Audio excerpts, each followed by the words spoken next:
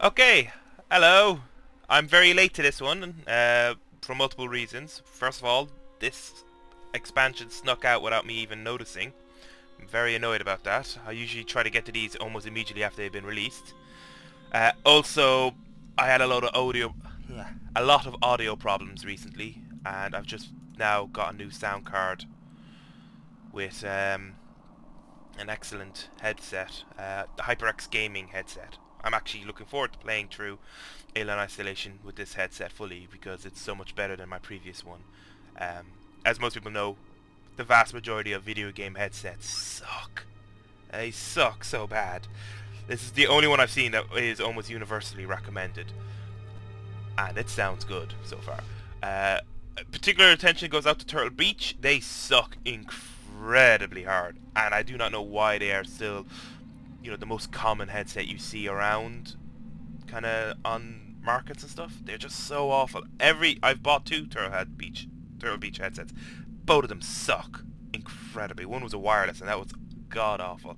And then I bought a wired one cheap second hand because I needed a headset immediately, and it was the only one available. And I got it really cheap, but it was a bit better than the wireless one, but it still sucked. So much interference. This is a HyperX gaming headset. Much clearer. Microphone isn't the greatest, but the headset itself is great. So, but you're here to talk about the new DLC. Yes, it is the third DLC in the Alien Isolation one. Just a quick recap. We had Ransom, which was good. We had Lingard, which was disappointing. And now we have Hughes, which I have given it a try, and I can say right now it's downright fantastic so far. Very challenging, very big. I will say this is the first DLC that I feel Creative made after the game launched. It's a horrible thing to say about the modern game industry that people really don't like, but yeah, it's kind of accepted. Is DLC starts being produced before game is finished, and I really do feel that both Ransom and Lingard's one, both by how closely tied they are together with little nods to each other, but also by what they offer.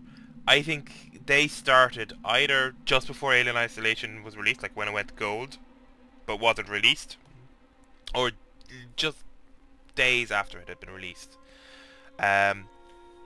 Hughes, on the other hand, this feels like it was made over the period after Alien Isolation released, because it does feel like it was made by people who saw what people liked in the main campaign. That kind of pressure. So, let's take a look at what's offered. We got our new character Hughes, who gets a shotgun, tracker, a bolt gun, so he's an anti-android setup primarily. Got the EMP and the flashbang. You can also play as Lingard, Amanda, or Ransom. Once again, I boggle at the entire weirdness of Creative Assembly's choice of...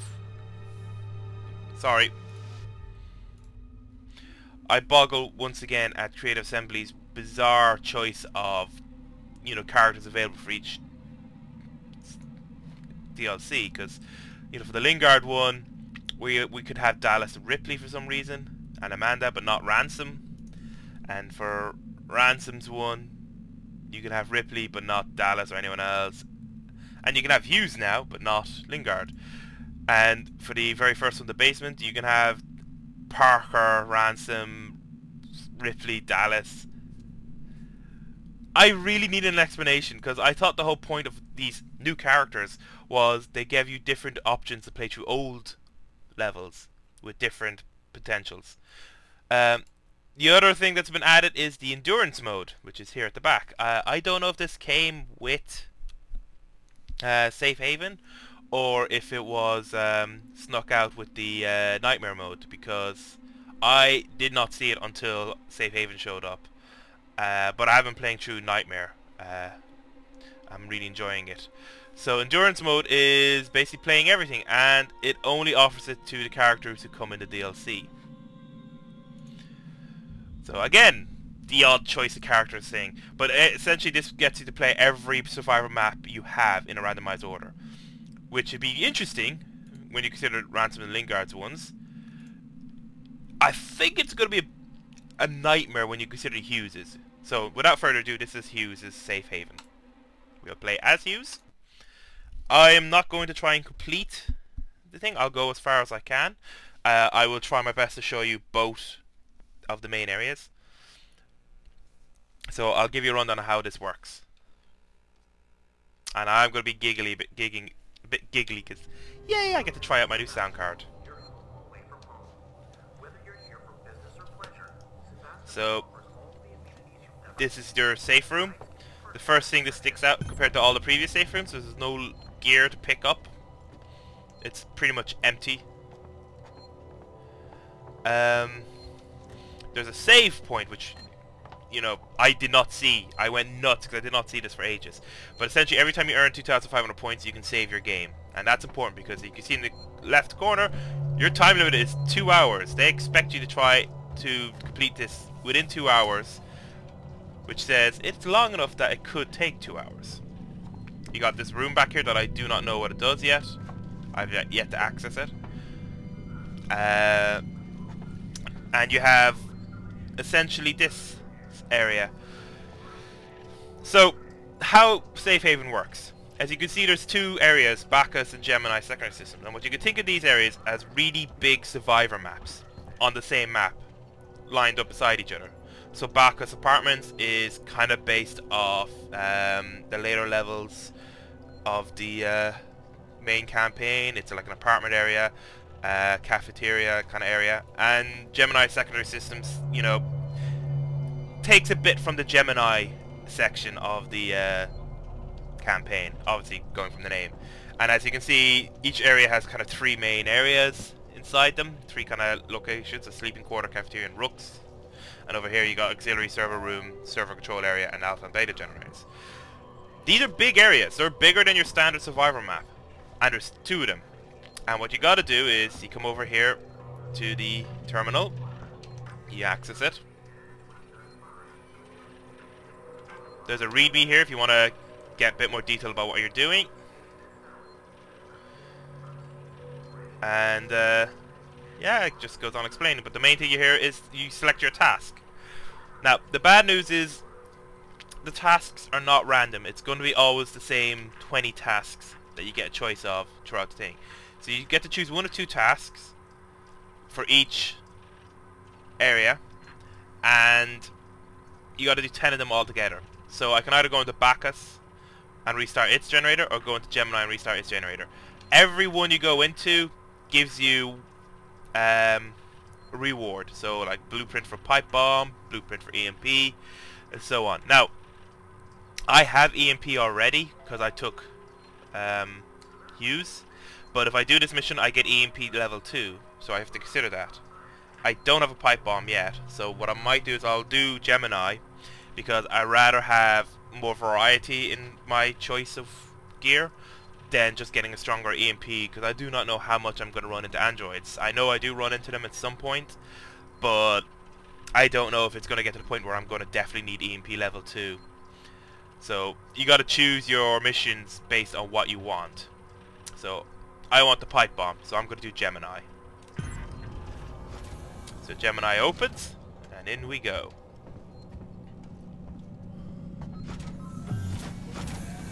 I like this headset so far.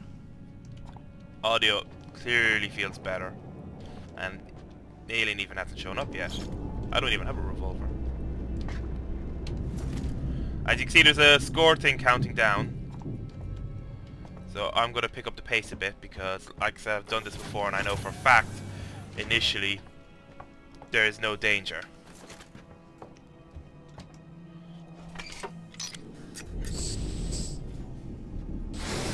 So, yeah, why I'm saying that I think this was done after Alienization had gone gold and the developers have seen the feedback, is because it feels like more like a mini campaign. I know there's a challenge to it and it's got all these, like, a point system, but it's the fact that it has that Metroidvania back and forth feel to it, and it's like an actual story rather than...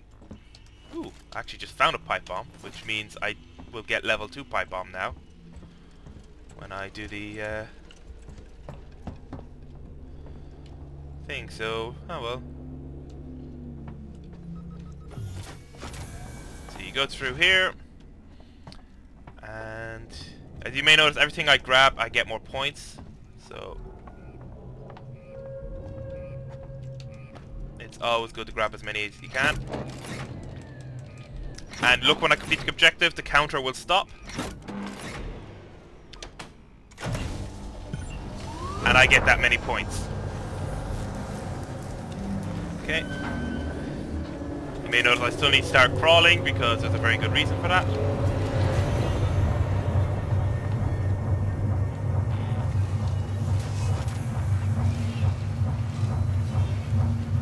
You know who is suddenly decided to show up.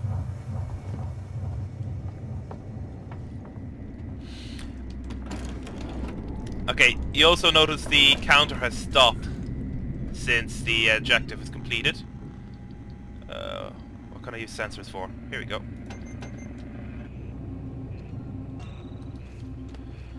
And the reason for that is, of course,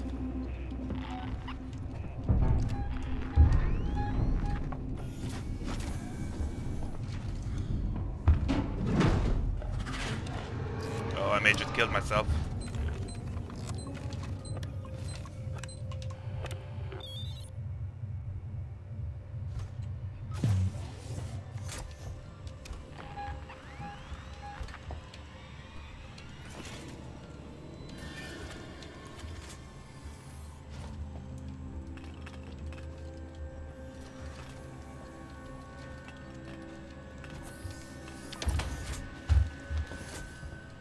Gonna lock that door for a moment so I can get the hell out of here by this route.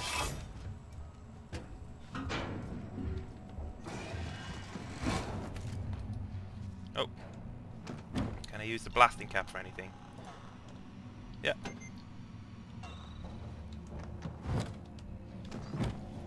See, I've already got enough points to save my game, which is great, but that's points away from the final score.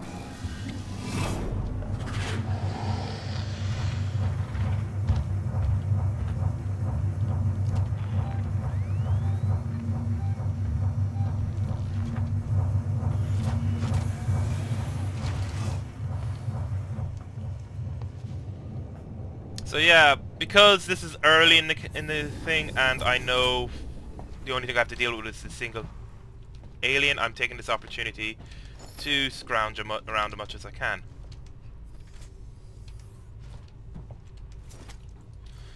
Because later on it gets a lot harder. And you may not be able to.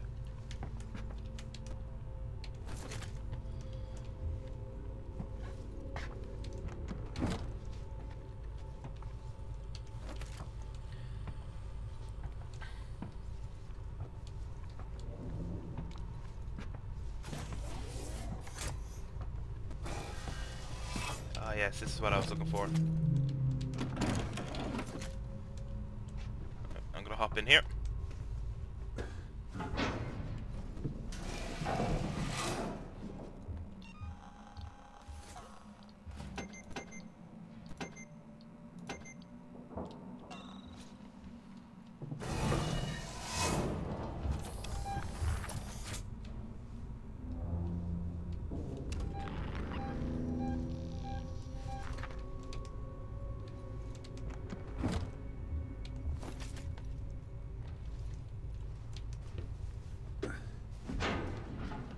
Alright, let's head back.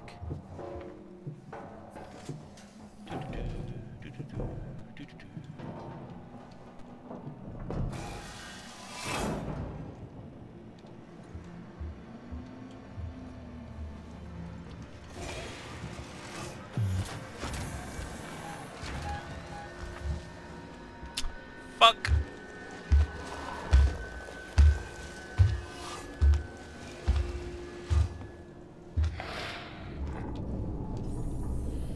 Shitballs. Alright. Keep going that way, my friend. Keep going that way.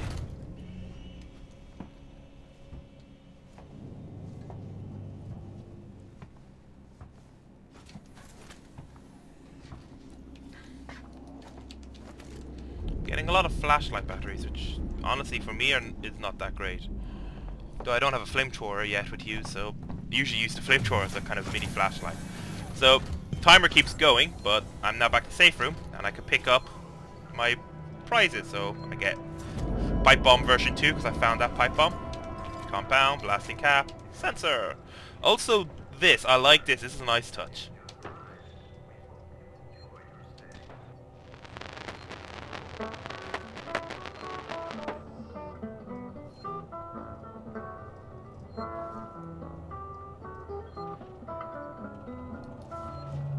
Where is it?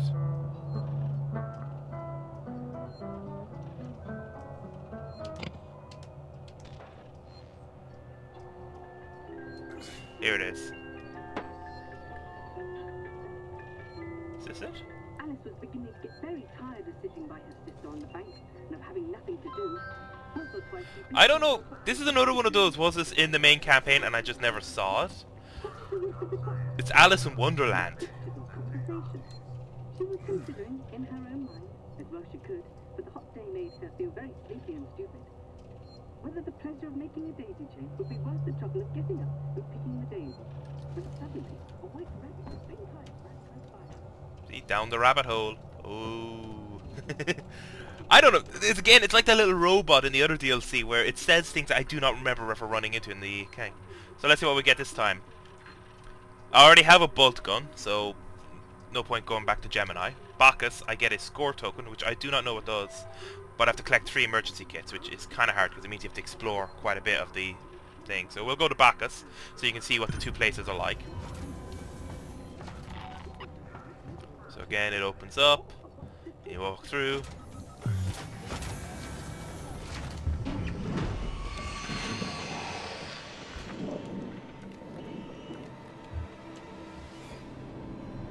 Oh.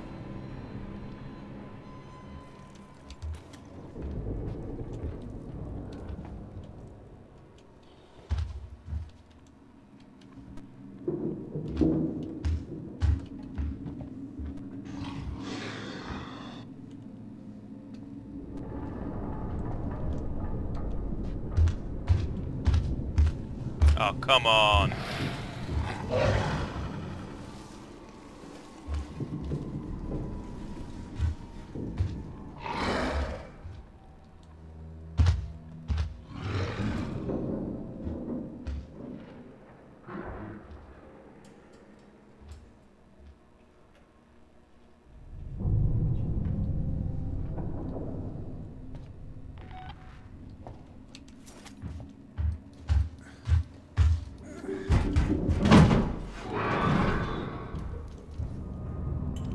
Gonna say it, I got very lucky there.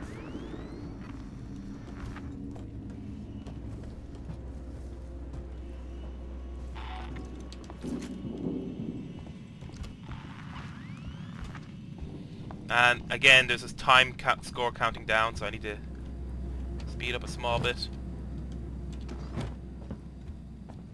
Problem is, you go too quickly. Ooh, flamethrower.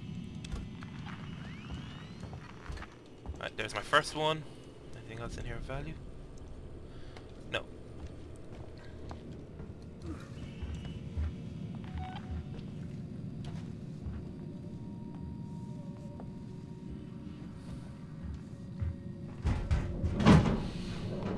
He's in the vent.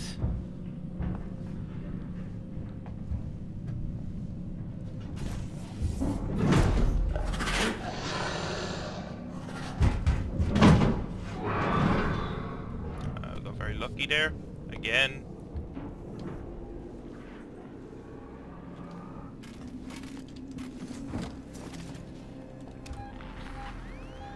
Right ahead of me.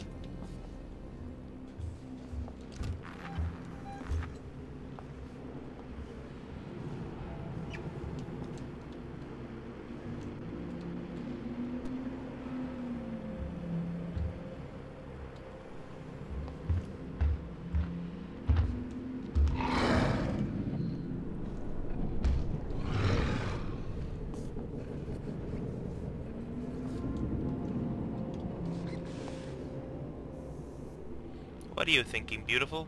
Come on, Mr. Tooty, make up your mind.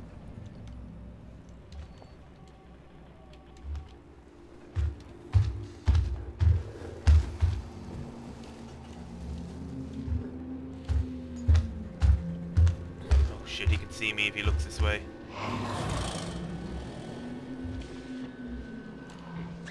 Oh, I'm fucked.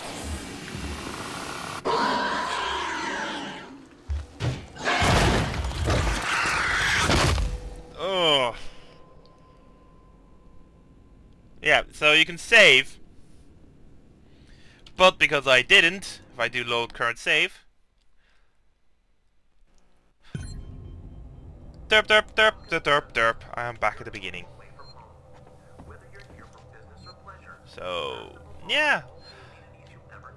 Unlike the other DLC where I'll show you a full run through in the video, honestly this one's way too big to do that. I mean, I have played it twice before this, and in the first run through I barely got past the second mission. Like there, I got killed like that a lot. But I did get quite far the second time I was playing through, and I got actually about halfway. And I will say, it changes halfway. It's got actually a dynamic event halfway through where the tables are shifted slightly. I don't know how far it shifts because I died in the dynamic event, but things do change, and they do change quite interestingly. So yeah, I mean,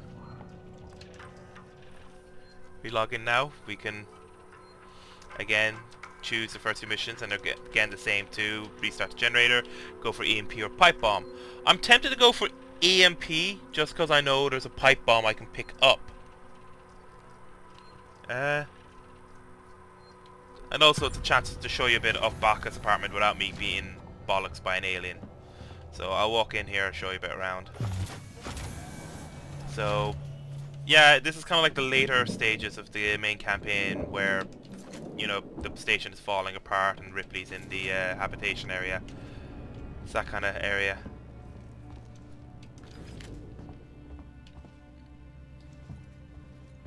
So you have to go and restore power.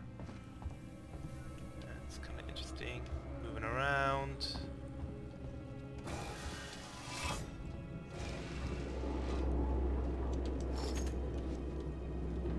Everything's actually kind of locked down until I restore power, so actually my idea of showing you around kind of fails.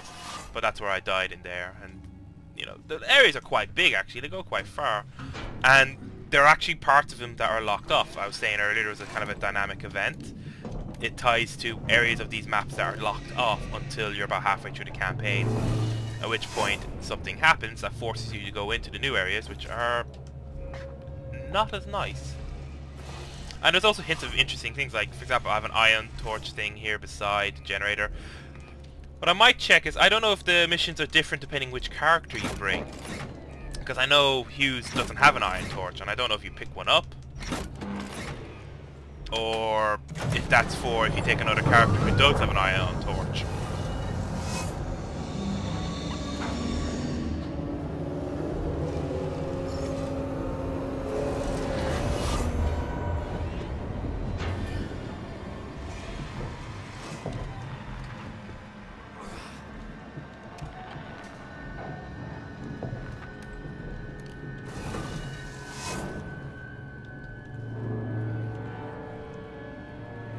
Lifeboat that way.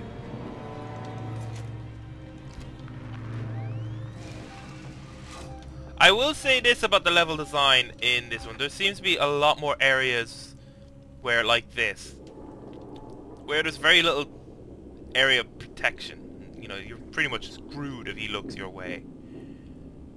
And I don't know what's... In you go. Yeah, that's it.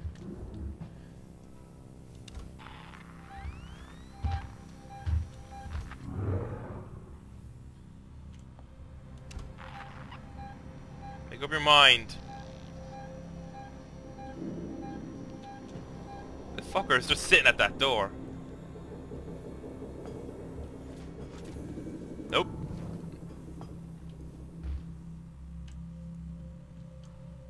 There is a lot more like this in this campaign. In this. Oh, fuck off! Than other Survivor maps.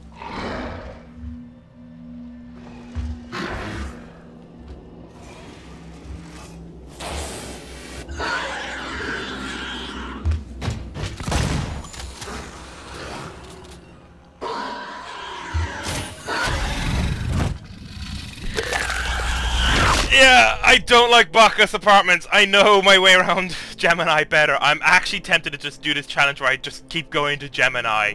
Ignore Bacchus, keep doing Gemini. Because I know my way around Gemini better. Gemini is a bit hard because there's actually security cameras in there that can screw you over. I got killed in my first run through by running into them. But yeah, this is Safe Haven. Easily the best DLC to come out for Alien Isolation so far. Just on sheer content. I mean, I've played through all the other DLC in an evening fairly easily. Like, I've bounced through like 3 levels, and you know, while there's a lot of extra content and finding stuff and everything, I think this one's much more focused, much more running off what made the campaign so enjoyable. This kind of constant sense of pressure and will survive. If I say anything, I'll say what this DLC reminds me of is, if anyone remembers an early CGI trailer for Alien Isolation, which had Amanda avoiding the alien and then going back to her room to put together some gear, and you know, she then gets jumped by the alien when she puts together her motion tracker. It feels like kind of what that was promising, this idea that you're going back and forth from this safe room. And I hope the next 2 DLC go with similar ideas. My only, like, I've little nitpicks. I think the safe room's a bit too big. I would have liked if it felt a bit more like, you know, Newt's little hovel in Aliens, where it's like a tiny safe room. Like, it generally feels like the guy has sealed them up in the darkest, deepest corner of the station to stay safe. Rather than this kind of massive, big area, which, you know, it feels too big, it feels too, you know, comfortable. And that's one nitpick. The other nitpick is, I guess I would have liked to, I know they're different, they're, you know, Gemini and an apartment area, but I guess I would have liked a bit more contrast between the 2 areas in a much bigger way, rather than just being this kind of odd thing of, you know, apartments directly opposite a secondary systems to a labs area. And it's not even a lab, it's a server room. So it's like a server room put right across from apartments. That doesn't make sense. Kind of, what's the word I'm looking for? It doesn't make sense design-wise for a station. It really just say that, Seegson were very bad at designing fucking stations if they were putting, you know, their server rooms right beside apartment blocks and so on. Oh, that chose Bacchus again by mistake. Oh well.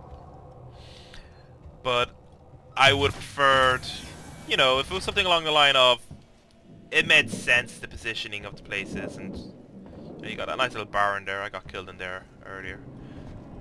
And like I said, my other complaint is that it's the exact same every run through the missions.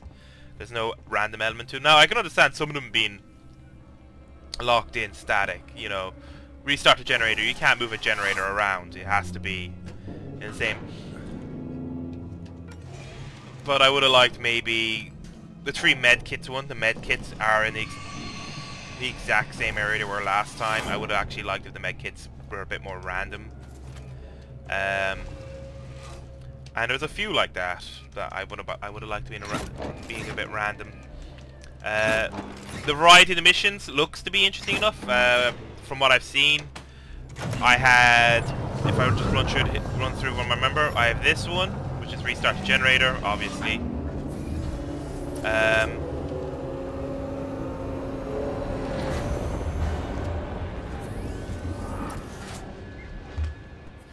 Like I said, there's a lot more fucking, my biggest complaint actually is, especially with Bacchus, there's a lot more random corridors of death where there's absolutely nowhere to hide, and you have to back up, and sometimes you just can't back up quick enough.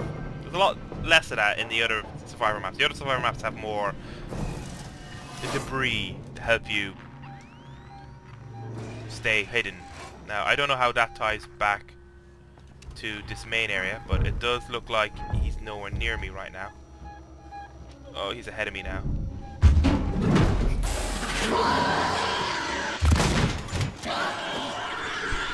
Yeah, I hate Bacchus! I really do hate Bacchus! Anyway, I'm going to exit this. I'm going to very quickly check, see if I go with a different character, if the missions are different, or at least the rewards are different.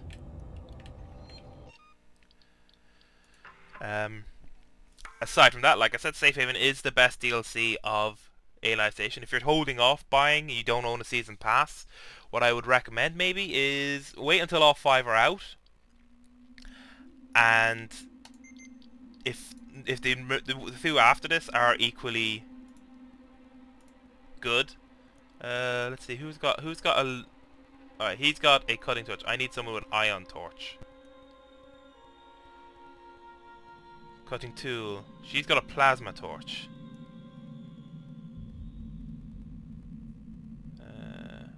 Let's give Lingard a try. See, cutting tool, cutting tool.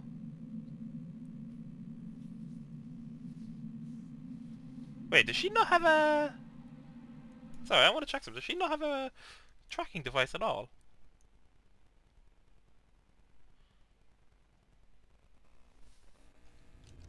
No, she does.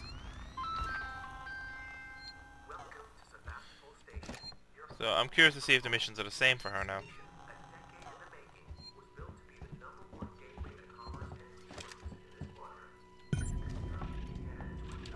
And the answer is...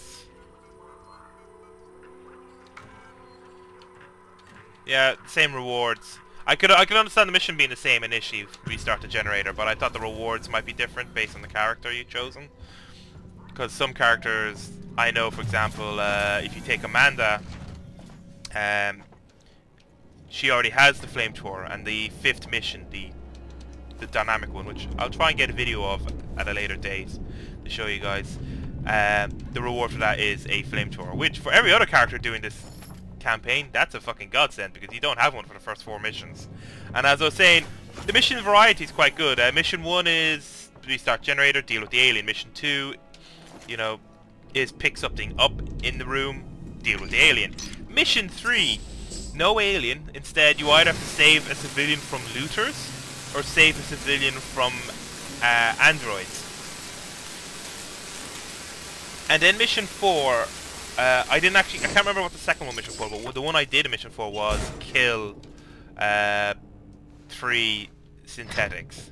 You actually had to go into Gemini, hunt down and kill synthetics. The reason I did it was because I just picked up the baton for... I'm curious now. Yeah, that pipe bomb's always there, so I can always get level 2 pipe bomb if straight off the bat, which, you know, don't know if it's worth it or not. But yeah.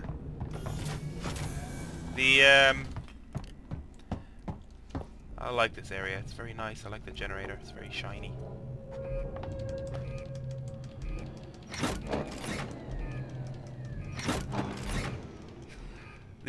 And then the 5th mission is kill security cameras, which is a dynamic one because you get there and suddenly the mission changes halfway through, and that's where they opens up the new area of each of the maps.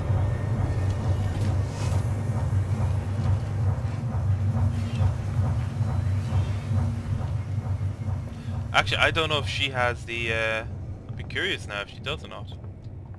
Yeah, I don't have a security access tuner. So I'm curious how the second of her... of the Gemini, because the second objective in Gemini is in there.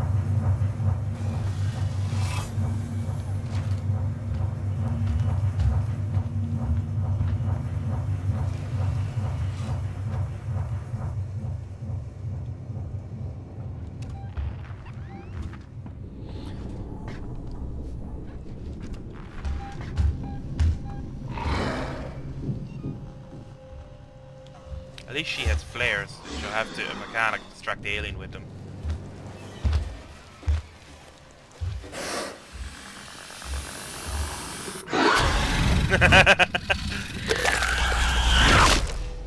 Anyway, I think that's enough. I've done a long enough video about this. I'm curious actually how Lingard deals with the second mission in Gemini, because she does not get the access tuner. So I might actually play through and find out and give you a report on that. Otherwise, best DLC in Alien Isolation so far. If you've not picked up the Season Pass, or this is the first one I would recommend considering picking up by itself. Don't bother with the other DLC, just this one. This is easily the best DLC. If the other DLC that follows Safe Haven keep with the same standard, then it may still be worth picking up Season Pass just to get the 3 of them if it works out cheaper. I'm not sure if it will work out cheaper. I don't know if it's £10 each for DLC. I don't know. I bought the Season Pass. I personally am very happy. I really like this one. It's very challenging. It's very hard. You see, I've been dying a lot trying to do it. I expect it. It's tempting as well because it's hinting with this door that there's more interesting stuff happening later down the line. Because that's not the save area. The save area is over there. So this is something to do with the later part of the missions. And you got like a little workbench there and everything. And I'm hoping that's the exit. That's where you leave. And this doesn't seem to do anything.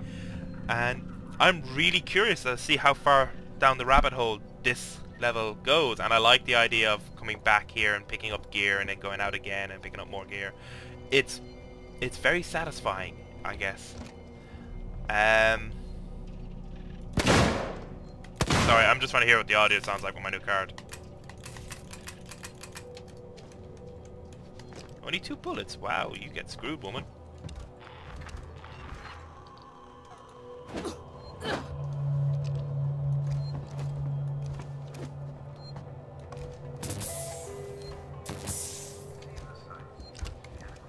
Anyway, yeah, that's Safe Haven. Thank you very much. Hope you enjoyed the video. I will do another video either of a complete run through, which will be definitely multiple parts of the 10 missions, or I will just highlight the more interesting parts later on. But that is a brief taster of what Safe Haven is like. I'm sorry this is later than usual. I will try to get these out as each DLC comes out on the spot. Like I said, Safe Haven is the best of the DLC so far.